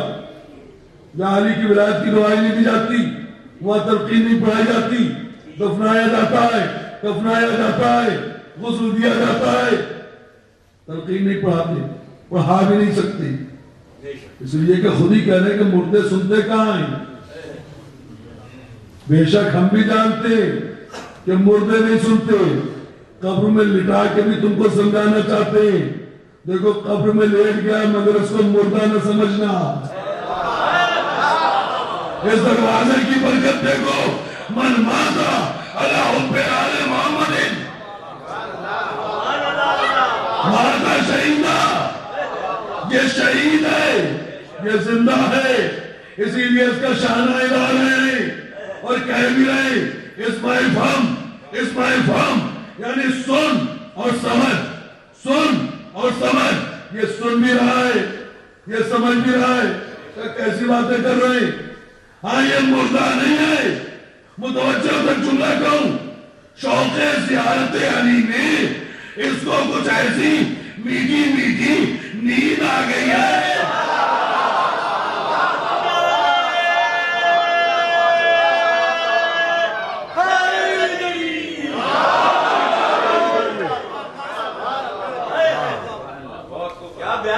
اس نے سنا ہے کہ بالی پر علی مرتضیٰ آئیں گے.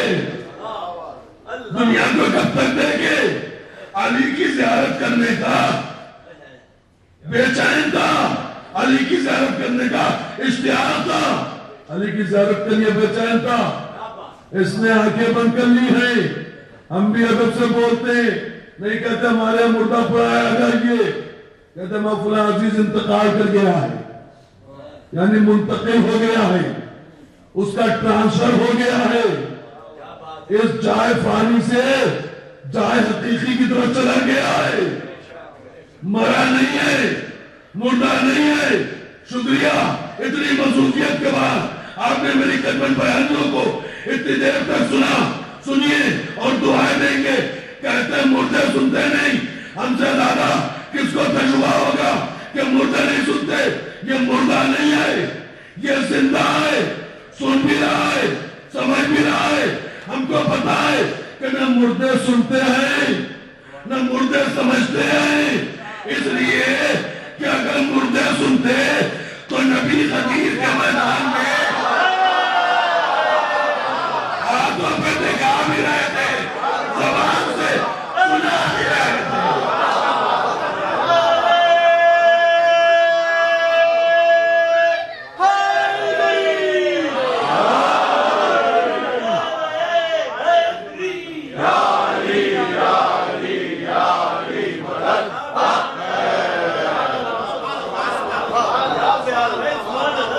ہمیں پتا مردے نہیں سنتے, ہم سے زیادہ تجربہ تمہیں نہیں ہوگا, اسی لیے کہتے ہیں ان کو مردہ نہ سمجھنا زندہ ہے, اپنے رب کی طرف سے رس پا رہے. اسمع فن سن اور سمجھ, تیرا خدا کون ہے؟ وہ وحدہ لا شریک. وہی سبق دہرایا جاتا جو پہلے بھی سنایا گیا تھا. اب سمجھے اصل علم کیا ہے. اس ٹورنٹو میں رہ کے علی کی ولایت کو ہاتھ سے نہ چھوڑیے گا. یہ علم دنیا کے لیے ہے, یہ علم عادتی ہے جو آپ کے رکھنے سے آ جاتا ہے. آل محمد کا علم عادتی ہے, علم عادتی پریکٹس کا علم. A B C D E F اتنا رٹا کہ جوڑنے لگے آپس میں, اتنا رٹا اتنا حفظ کیا. رٹو طوطا علم ہے ہماری زبان میں کہ نگاہ پڑی اور فراٹے سے پڑھنا شروع کیا. یہ یادداشت کا علم ہے, میموری کا علم ہے جو آپ کے پاس ہے, جو دنیا کے پاس ہے. یہ علم عادتی ہے, پریکٹس کرنے سے آ جاتا ہے. آل محمد کا حق علم عادتی ہے. ذرا دروازے پہ آ کے تو دیکھو, پھر دیکھو کیسی معرفت ہوتی ہے, علم کے کیسے دروازے کھلتے ہیں. کسان شروع کو دیکھیں, مردے کے شانے کو لاتے ہیں اور کہتے ہیں سن اور سمجھ. مردے بھی کہیں سنتے ہیں کہیں سمجھتے ہیں. بھئی بیان تو کر دیا, ہم سے زیادہ تجربہ کس کو ہوگا. غدیر میں دیکھ لیا, نہ سننے کو تیار ہے نہ سمجھنے کو تیار ہے. وقت تمام ہو رہا ہے, ایک جملہ کہے بغیر بات تمام نہیں کروں گا. لوگ آل محمد سے نہ جانے کیسے کیسوں کا مقابلہ کرتے ہیں. ارے جو ہمارے مردوں کا مقابلہ نہ کر سکے, یہ ہمارے مردے جو قبر میں لیٹ کے سن بھی رہے ہیں سمجھ بھی رہے ہیں, وہ کیسے بے حیا زندہ تھے.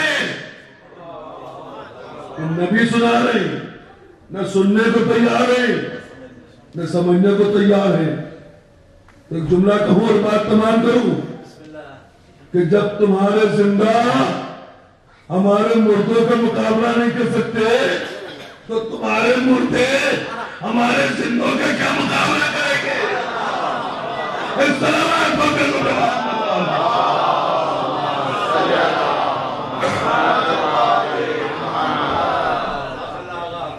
ہاں جی, ان کے فضائل ہی تو سن کے آنکھوں میں اشک آ جاتی ہیں.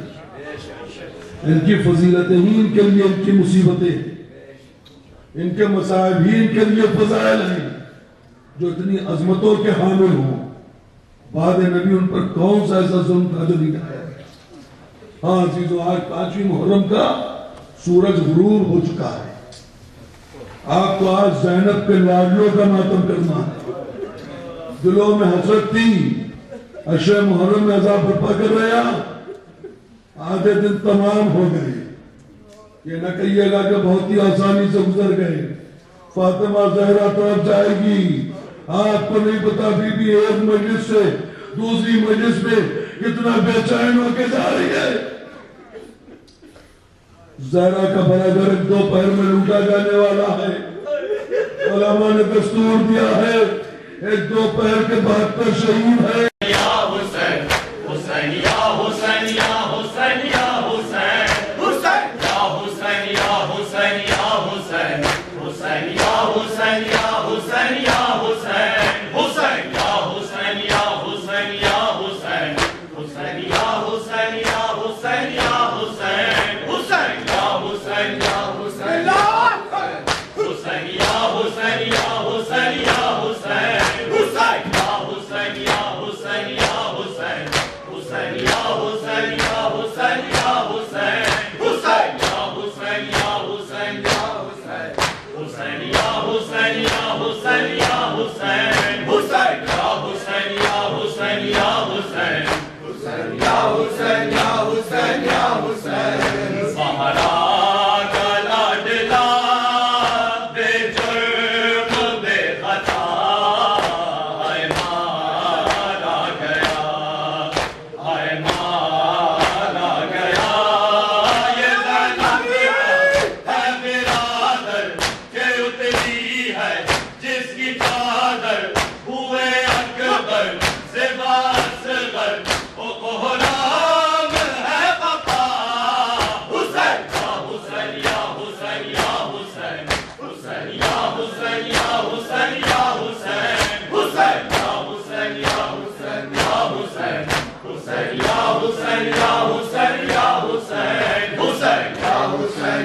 Hussain, Ya Hussain, Hussain, Ya Hussain, Ya Hussain, Ya Hussain. Hussaina kya laadla bے جرم و بے خطا مارا گیا، مارا گیا.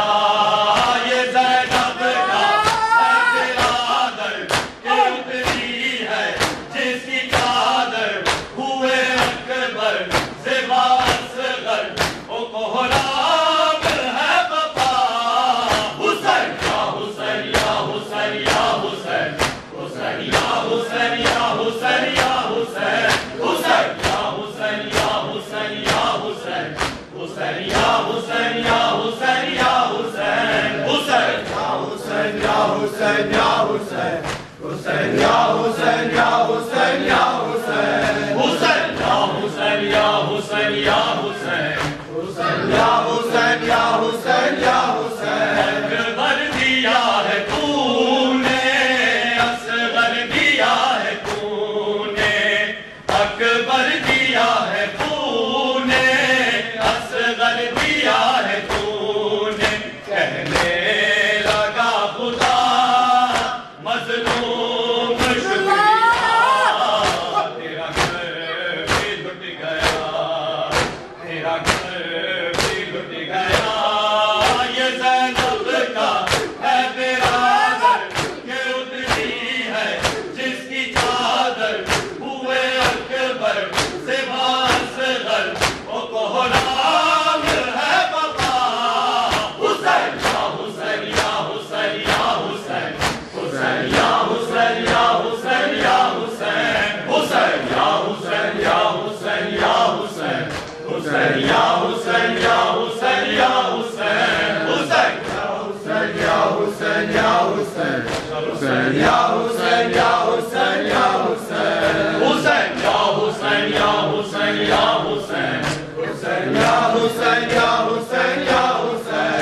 جو لاش بے کفن ہے صحرا میں بے دفن ہے، جو لاش بے کفن ہے صحرا میں بے دفن ہے. بنا الہ الہ کہنے لگا خدا مظلوم شکریہ، مظلوم شکریہ. تو رہبر ہے، مسافر ہے کہ سجدے میں تیرا سر ہے. تو احمد کا وہ دل بھر ہے جو ہے دین کی بقا. حسین یا حسین یا حسین یا حسین، حسین یا حسین یا حسین یا حسین، حسین یا حسین یا حسین یا حسین، حسین یا حسین یا